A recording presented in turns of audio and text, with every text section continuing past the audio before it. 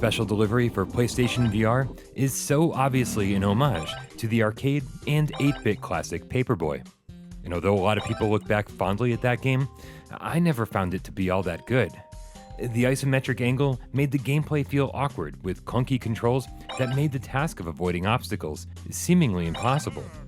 Paperboy was a game I spent countless hours with as a kid, but never managed to come to grips with, which is why I was especially excited for Special Delivery.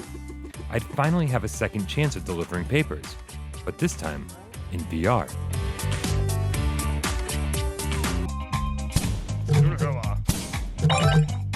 But even in VR, delivering papers seems to have a lot of the same problems it did 30 years ago. Graphically, the environments feel gray and dull, not to mention blurry.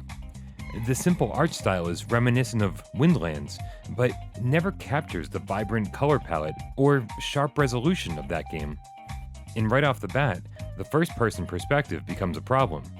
When you hear a horn blow and then get run over from behind a second later, there's no time to react, which means avoiding obstacles in Special Delivery is all about memorization, not reaction speed.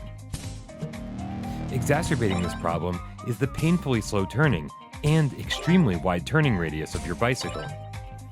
Tilting your head is the only option for turning, but again, it's memorization, not reaction speed, that'll save you here. Oddly, the bundled papers you need to collect to replenish your supply are practically the same color as the street, making them all but impossible to see from a distance. And sometimes, after crashing, the game puts you back on the road, directly in front of an unavoidable hazard, causing you to crash again.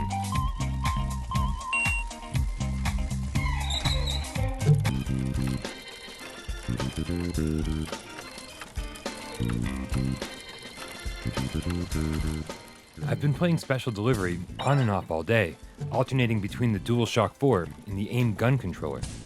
Each work fine and both have a learning curve. And I realized I was trying to convince myself to like it. And there's honestly a small part of me that does, that digs the challenge and feels rewarded when my memory reminds me of each and every passing car, rolling tire, and overtly amorous dog. For those of you who consider Paperboy a classic, Special Delivery won't be the retro revival you were hoping for. It's challenging, sure, but often for the wrong reasons.